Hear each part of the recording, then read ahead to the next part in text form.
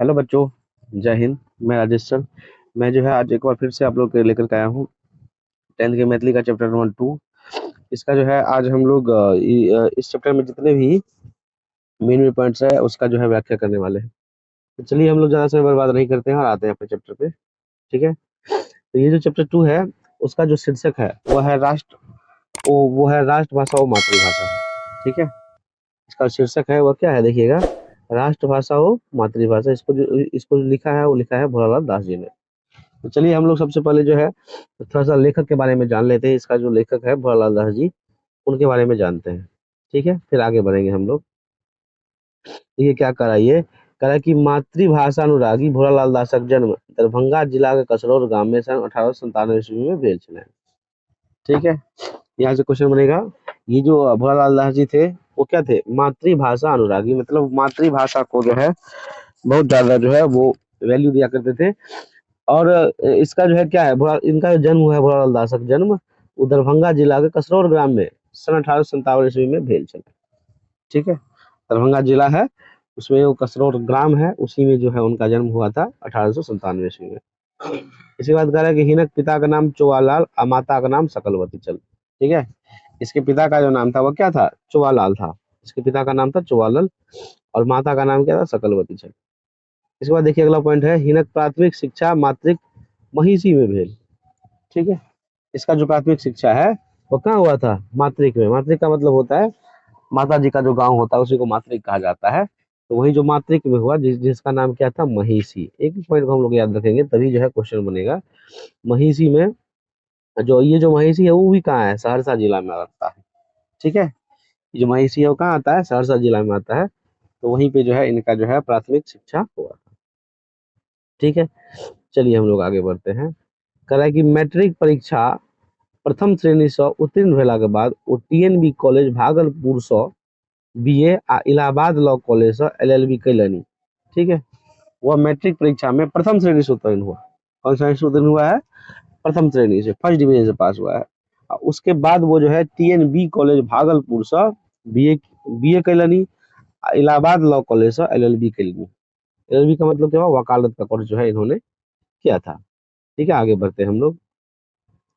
इसके बाद है सन 1925 ईस्वी से लहरियासराय दरभंगा में वकालती आरंभ कैलक। ये जो है लहरियासराय दरभंगा में 1925 ईस्वी से जो है वकालती आरंभ कर दिया। और हिनक निधन 1977 ईस्वी में भेल। ये जो भोलालाल दास जी है इनका निधन कब हुआ था, तो 1977 ईस्वी में हुआ था। ठीक है।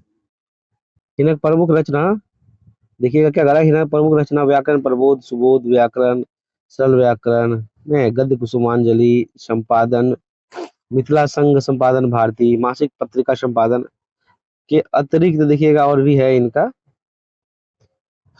के अतिरिक्त विभिन्न पत्र पत्रिका में प्रकाशित अनेकान निबंध अछि।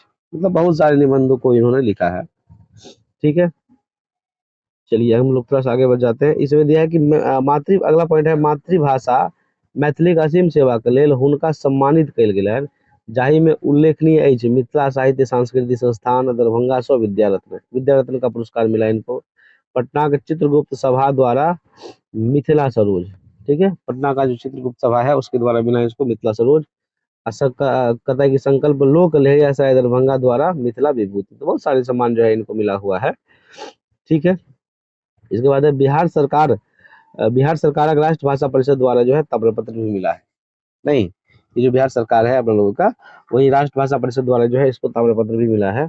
और कह रहा है कि प्रस्तुत निबंध में लेखक राष्ट्रभाषा और मातृभाषा के महत्व का वर्णन करने चाहिए। ठीक है। ये जो हमारा निबंध है राष्ट्रभाषा और मातृभाषा, इसमें हमारा जो राष्ट्रभाषा क्या होना चाहिए और मातृभाषा क्या है उसके बारे में पूरा जो है वर्णन किए हुए हैं। कह रहा है कि मातृभाषा के बंध सौ बूंद यहाँ होना चाहिए, मातृभाषा के बूंद से राष्ट्रभाषा के सिंधु के भरल जाते। नहीं, क्वेश्चन पूछ सकता है, कथी के बूंद से राष्ट्रभाषा के सिंधु भरल जाते, तो क्या हो जाएगा, मातृभाषा के बूंद से राष्ट्रभाषा के सिंधु भरल जाते। ठीक है। देखिएगा क्या कह रहा है कि भारत एक विशाल देश है जाहि में भाषा, धर्म, जाति, संप्रदाय, वेशभूषा, खान पान, रंग रूप आदि विभिन्नता है। नहीं, भारत में नहीं है। ऐसा देश है जिसमें भाषा हो गया, धर्म हो गया, जाति हो गया, संप्रदाय हो गया, वेशभूषा हो गया, खान पान हो गया, सभी के आधार पर विभिन्नता है। भारत में एक वर्ग के लोग नहीं रहते हैं। यहाँ पे धर्मनिरपेक्ष देश है, सेकुलर धर्म का पालन होता है, सभी धर्म को समान अधिकार प्राप्त है, सभी का जो है खान पान अलग है, सभी का धर्म जो है अलग है। ठीक है, चलिए इसके बाद देखिएगा, तो कहता है कि दक्षिण भारत तेलुगु, नहीं, दक्षिण भारत के लोग क्या बोलते हैं, तेलुगु बोलते हैं, तमिल, कन्नड़ और मलयालम बजते थे। ठीक है, जो दक्षिण भारत के लोग हैं वो क्या बोलते हैं, देखिए तेलुगु बोलता है, तमिल बोलता है, कन्नड़ बोलता है और क्या बोलता है, मलयालम बोलता है। तो उत्तर भारत में गुजराती, मराठी, बंगाली और या मैथिली और भोजपुरी बोला जाते हैं।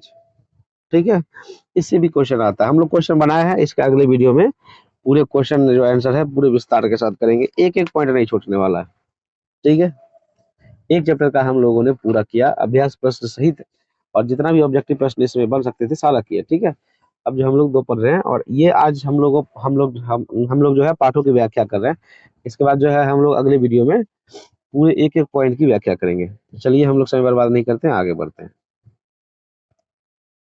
आगे जो पॉइंट है, कला कहते हैं एक एहन सर्वमान्य भाषा के आवश्यकता है जे संपूर्ण राष्ट्र के एक सूत्र में बांधे, ताहि लेल राष्ट्रपिता महात्मा गांधी द्वारा हिंदी के प्रस्ताव कल गेल आ समस्त देश में एकरे स्वीकृति भेटलैक। ठीक है, मुदा देखिए क्या कर रहा है, मुदा नेताक त्रिभाषा फार्मूला के अनुसार प्राथमिक शिक्षा अपन मातृभाषा में प्राप्त करब आवश्यक अछि, जाहि सँ ओकर आंतरिक प्रतिभा का समुचित विकास भ सके। महात्मा गांधी जी ने, इसमें आगे पॉइंट होगा कि अटक से कटक तक नहीं, कश्मीर से कन्याकुमारी इधर घुमलनि आ उ देखलनि जे हिंदी एहन भाषा अछि जाहि में सब व्यक्ति जे अछि मतलब वार्तालाप कऽ सकैत अछि ने, ताहि दुआरे महात्मा गांधी हिंदी भाषा के स्वीकृति दिलनि। लेकिन अपना लोकनि के देश में बहुत बहुत सारे नेता के एहन छलनि जे त्रिभाषा फार्मूला के अनुसार प्राथमिक शिक्षा अपन मातृभाषा में प्राप्त करने के आवश्यक बुझलनि। चलिए हम लोग आगे बढ़ते हैं। नहीं, इसी में एक और पॉइंट है, वस्तु मातृभाषा और राष्ट्रभाषा एक दूसरे के पूरक अच्छी। तो यहाँ पर क्वेश्चन पूछ सकता है कि मातृभाषा और राष्ट्रभाषा में क्या संबंध है, कि मतलब की संबंध अच्छी, तो क्या होगा, मातृभाषा और राष्ट्रभाषा एक दूसरे के पूरक अच्छी। चलिए अब हम लोग चैप्टर पे आते हैं। अभी तक हम लोग लेखक परिचय पढ़ रहे थे, चैप्टर हमारा क्या कर रहा है, इंग्लैंड, फ्रांस, जर्मनी आदि छोट छोट देश है, तो वही सबक मातृभाषा अंग्रेजी, फ्रेंच, जर्मन आदि ओकरा सबक राजभाषा अथवा राष्ट्रभाषा सेहो है। जो इंग्लैंड है, फ्रांस है, जर्मनी है आदि सब क्या है, छोटा छोटा देश है, उसका जो मातृभाषा है वही राजभाषा है, वही क्या है, राष्ट्रभाषा भी है। ठीक है, देखिए कहे कि वही सब ठाम राष्ट्रभाषा आ मातृभाषा कोनो भेद प्रश्न नहीं है, मुदा भारतवर्ष एक विशाल राष्ट्र अछि, ई एकटा महादेश अछि जाहि में पंजाब, राजस्थान, उत्तर प्रदेश, बिहार, महाराष्ट्र, मद्रास, केरल आदि भिन्न भिन्न राज्य इंग्लैंड आदि देशों की तुलना में अछि। नहीं, इसमें जो राज्य है ये पूरा जो है इंग्लैंड की तुलना में है। यही सब राज्य के मिलाए विशाल भारतीय संघक एक पैघ राष्ट्र संगठित भेल अछि। यही में केवल भाषा नहीं, धर्म, संप्रदाय, जाति, लिपि इत्यादि की भिन्नता है। ठीक है, देखिएगा भाषा सब में दक्षिण भारतक तेलुगु, मलयालम, कन्नड़ आ उत्तर भारतक मराठी, गुजराती, बंगाली, मैथिली, हिंदी आदि पर उन्नत आ प्रशस्त भाषा है। तो प्रश्न उठैत अछि जे समस्त भारतक राष्ट्रभाषा की हो।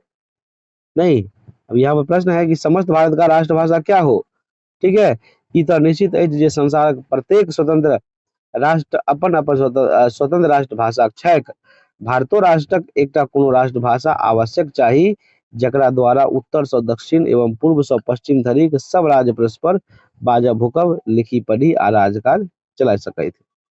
ठीक है, देखिए करा कि ओना तो यही सब राज्यक प्रत्येक मातृभाषा भारतीय राष्ट्रक भाषा, मुदा मुदा क्या कर रहा है, देखिए थोड़ा सा हम लोग आगे बढ़ेंगे तब होगा, कि मुदा भाषा के यावत समस्त राष्ट्र संपूर्ण राष्ट्रक हेतु भारतीय राष्ट्रभाषा स्वीकार नहीं करत, तावत रे अपने काज एकता पूर्वक चलत, आने संसारक अपन देश से समस्त भारतीय राष्ट्रक सार्वजनिक रूप आदान प्रदान भ सकत, विशेषतः शिक्षा क्षेत्र में भारतीय भावना नहीं आ सकत। ठीक है, क्योंकि देखिए अंग्रेज के जाने के बाद भारत में कोई राष्ट्रभाषा ही नहीं था, क्योंकि अंग्रेज जिस समय था उस समय इंग्लिश को ज्यादा जो है वैल्यू दिया हुआ था।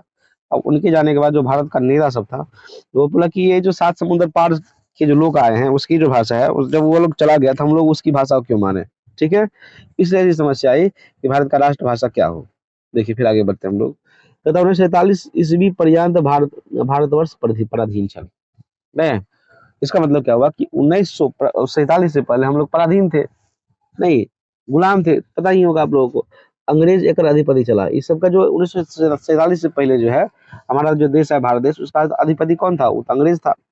वो अपन अंग्रेजी भाषा के भारतक राजभाषा बनौलन आ शिक्षा के माध्यम मुख्यतः अंग्रेजियों के रखलन। देखिए मुदा नहीं, हालांकि मुदा स्वतंत्रता का आंदोलन क्रम में नेता लोकन सात समुद्रक पारक यही विदेशी भाषा के ने राजभाषा ने राष्ट्रभाषा ने लोक शिक्षा के माध्यम लेल उपयुक्त बुझलनि। ने महात्मा गांधी एतुक्के कोनो भाषाक राष्ट्रभाषा बनेबाक आवश्यकता बुझलनि।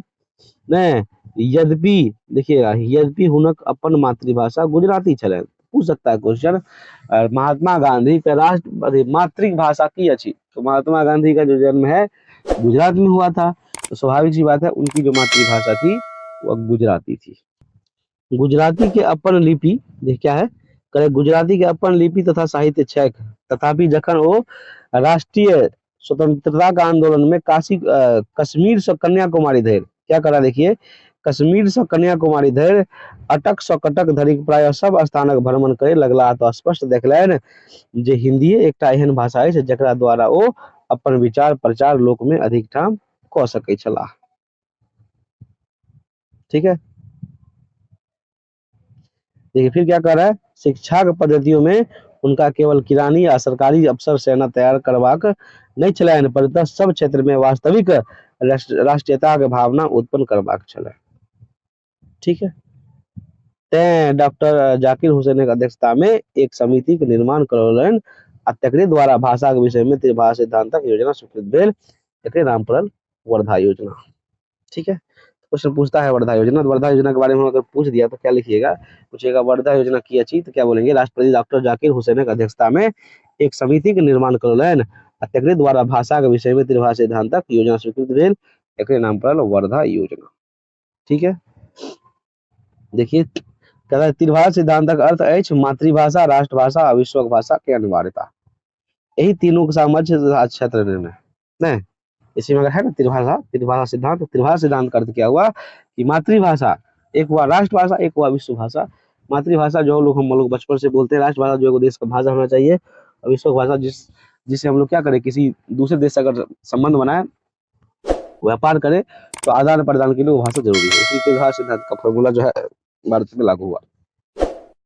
प्रत्येक राज्य अपन अपन मातृभाषा में अपन अपन खास सरकारी काज और शिक्षा के विकास करो, मुदा समस्त राष्ट्र काज भिन्न भिन्न राज्य पारस्परिक काज एक राष्ट्रभाषा हिंदी के द्वारा हो। तदर्थ शिक्षा पद्धति में अंग्रेजी का स्थान हिंदी देल जाए। नहीं, एकर अतिरिक्त देखिए अगला पॉइंट है, एकर अतिरिक्त अंतर्राष्ट्रीय काजक हेतु अर्थात संसारक भिन्न भिन्न राष्ट्र आवर्जात व संबंध सरोकार रखबाक लेल अंग्रेजी व आनो कोनो व्यापक भाषा के नवीन व प्रचार से हो विद्यार्थी के अपन अपन रुचि तथा आवश्यकता के अनुसार पढ़वा सुविधा हो, अंग्रेजी राष्ट्रभाषा जुड़ी रहे। कहने का मतलब क्या हुआ था कि अंग्रेजी को जो है, अंग्रेजी तो राष्ट्रभाषा बनाया हुआ था, लेकिन अंग्रेजी को जो है भारत के नेता लोग नहीं राष्ट्रभाषा नहीं रखना चाहते थे, तो उन्होंने जो है त्रिभाषा फार्मूला को जो है दिया। चलिए, जखन 1947 ईस्वी में देश स्वतंत्र भेल आ तदर्थ सभक समिति से संविधान बनल, तो ई लिख देल गेल जे हिंदी क्रमशः अंग्रेजी का स्थान लऽ लिए आ 1965 से एकमात्र हिंदी समस्त भारतक भारतीय संघक राष्ट्रभाषा भ जाए। नहीं, जब हमारा देश 1947 में स्वतंत्र हुआ नहीं, तो सभी के समिति से, सभी के सम्मति से संविधान बन गया। ठीक है, और उसमें लिख दिया गया कि हिंदी क्रमशः अंग्रेजी का स्थान ले लिया है और 1965 ईस्वी से एकमात्र हिंदी जो ऐसा भाषा है जो समस्त भारत का क्या बन जाएगा, राष्ट्रभाषा बन जाएगा। मुदा देखिए, मुदा ताही से पूर्व कतेक संशोधन आ संविधान में भेल जाहि से हिंदी ओ स्वीकृत स्थान नहीं भेटलक अछि, सब मातृभाषा अब राष्ट्रभाषा कहल जाए। ठीक है, चलिए एगो थोड़ा सा पॉइंट है, समझ लेते हैं उसको। त्रिभाषा सिद्धांत एतबे स्पष्ट कहने अछि आ एहि से उत्तम कोनो समाधानो नहीं देख पड़ैत अछि जे निम्न वर्ग से किसी दूर ऊपर धरि शिक्षा के माध्यम विद्यार्थियों के वर्गक मातृभाषा हो। यदि यही में कुछ साहित्य पाओल जाए, आ साहित्य सर्जनाक शक्तियों वर्तमान रहे। ठीक है, इस प्रकार से जो ये हमारा चैप्टर समाप्त हुआ। चलिए हम लोगों ने इस चैप्टर को समाप्त किया। अब जो है हम लोग अगले पार्ट में इससे संबंधित जितने सारे क्वेश्चन बनने वाले हैं ऑब्जेक्टिव के फॉर्म में करेंगे, क्योंकि पता ही है आज जो है बिहार बोर्ड का जो एग्जाम होता है पूरे 50% जो है ऑब्जेक्टिव बेस्ड रहता है, और उसमें बुक वाले सारे प्रश्न जो है हमें आना चाहिए, क्योंकि मैथिली में देखिएगा ना तो काफी अंदर अंदर से क्वेश्चन उठाता है, काफी अंदर से। नहीं तो हमें जो है उस लेवल का तैयारी होना चाहिए, तब जा करके जो है अच्छा से तैयारी हो पाएगा। तो चलिए हम लोग मिलते हैं नेक्स्ट वीडियो में, तब तक आप लोग जो है इस वो पूरा पढ़ते रहिए, नोट्स बनाइए।